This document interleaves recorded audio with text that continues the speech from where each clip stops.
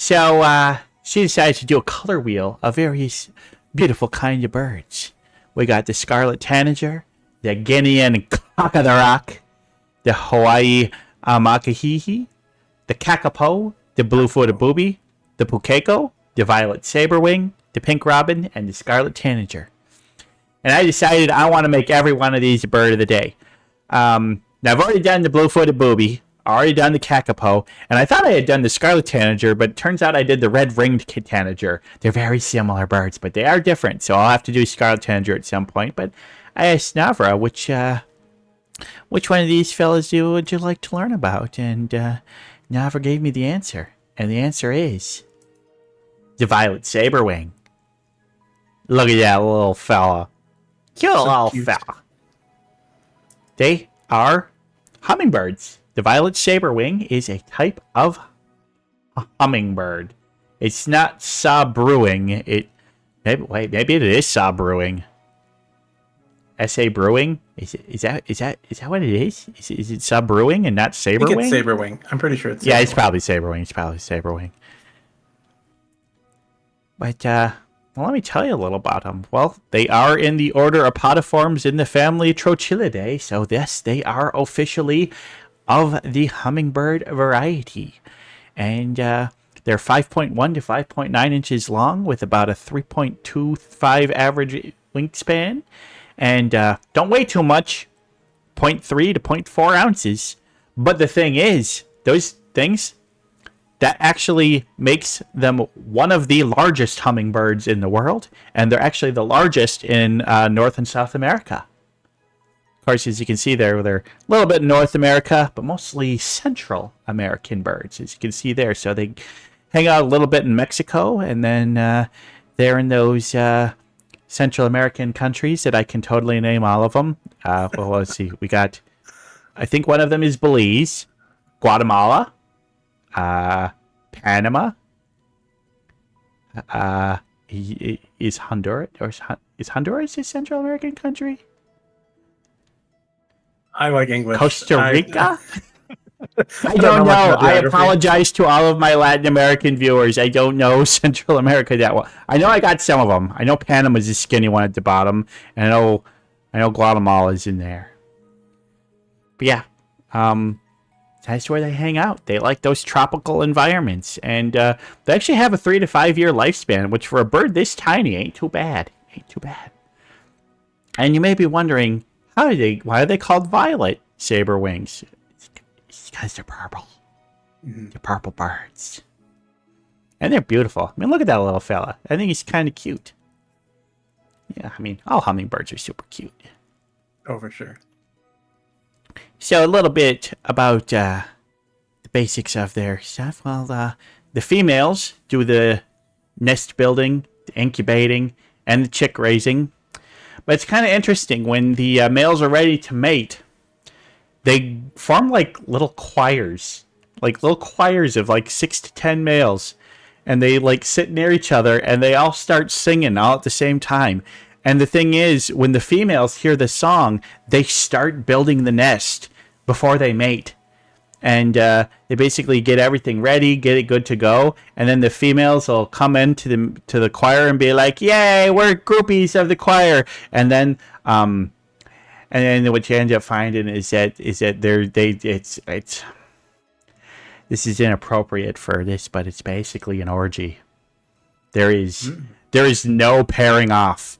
They will mate with whoever, as much like the males will mate with as many females as they can, and the females will mate with many males, and it's just all about who's got the best and strongest sperm, and they're gonna bump cloacas, and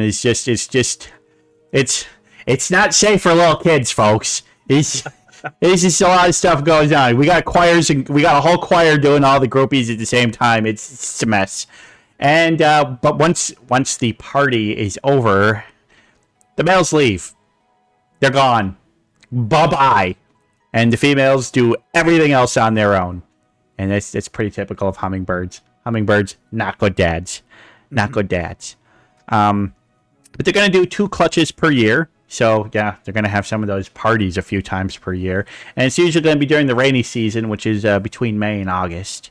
So they'll have like one little clutch, and once they fledge and get out of there, then they'll say, hey, let's try for another.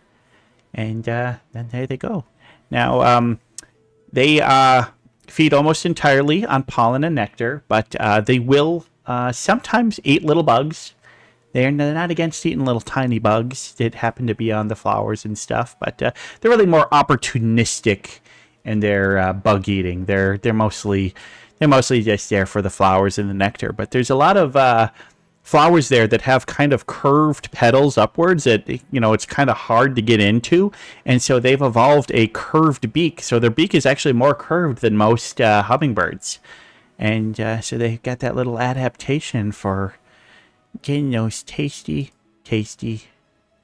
little thing. Oh, that's loud. I'm trying to play a video and it's loud. It's also not the right size.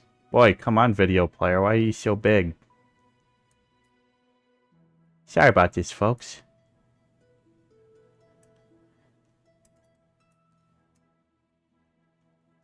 I'm trying to play a nice video and I'm having some What's the greatest scuff you've ever had on stream? Me doing Bird of the Day every time. So yeah, as you can see there, it's like, yeah, that's cool tropical flowers. Now interesting, you'll see in the light with this one, you're seeing a little bit more green on there. This is still a violet saberwing, but these ones that show a little bit more green, well, for one, they're iridescent, so they can look purple in different lights, but the green ones are more likely to be female. Right, purple is only in the male. So we got a male right here, and yeah, look how they stick. You see that curved plant flower. That's why they evolved those curvy beaks, so they can get into those deep little flower things and get out the tasty nectar. He's so pretty. Ah, they are. He's such pretty little fellas, and just I love how good they are at hovering. These are pretty flowers that they're going up to, too. So many cool, pretty tropical flowers.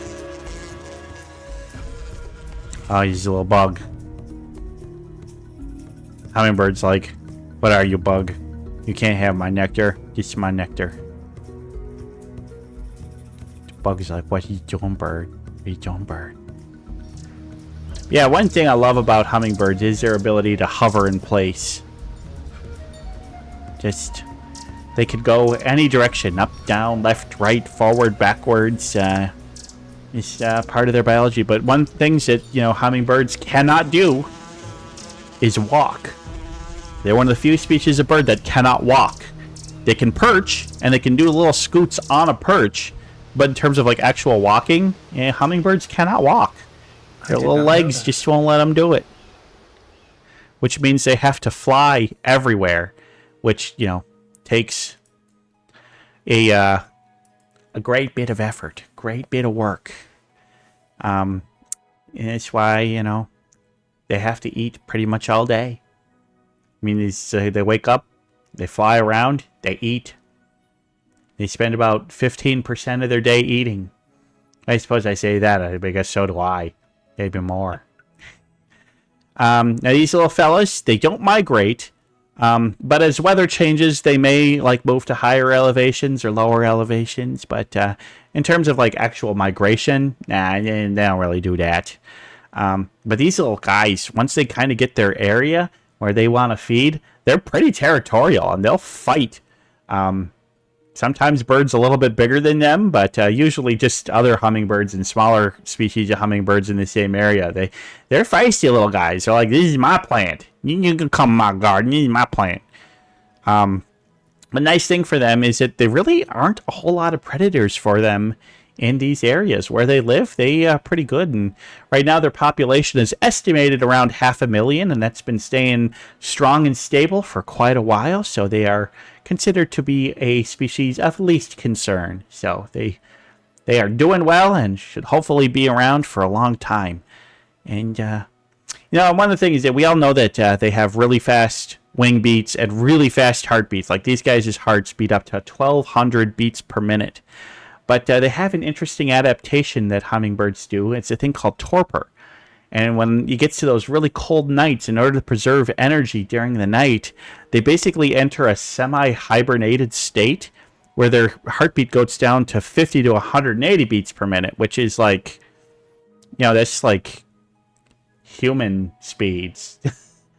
Like, they slow down to where my heart rate gets after I've been on a treadmill for 20 minutes. But yeah, I think that's kind of neat. And they're basically just like cold little birds, just sitting there, not moving, just preserving energy to live. But then when it warms up, they'll wake up and go back to doing hummingbird things. Now, I always like to find, hey, are there any uses of this in pop culture? Well, culturally, not a whole lot in the countries where they live. So not on any currency, not on any flags or anything like that. But hey, the writers of the new DuckTales cartoon saw them, and there is a character named Violet Sabrewing who is one of these in the show, and there she is right there. I haven't watched the season that she's in, but hey, cool design. I like her. I think it's funny that her character's name is literally just the species name. Yeah. But not a whole lot of originality there. But yeah, but I mean, come on, Violet Sabrewing, that is kind of a cool name for a character. I like it. it is. Yeah. And maybe the show will oh, yeah, see, here's the hope. When I put this bird a day on YouTube, people are going to search for her, and my video is going to pop up. This is going to end up being my most watched video. Yeah, well, right now, my most watched video, I think, was the domestic goose. What loves the goose? But yeah, my final thoughts. I mean, come on, how can you not love a little hummingbird? They're beautiful, they're cute. I love that curved beak. I mean, look at that. There's some elegant curvature on there. That is beautiful. Such pretty little birds. Pretty little birds. And they're just hummingbirds. They ain't hurting nobody. They're just sweet little birds. Except, when I was talking about how territorial they were. But yeah, come on. It doesn't matter. What do you think? What do you think, Navra? What's your thoughts on the hummingbird?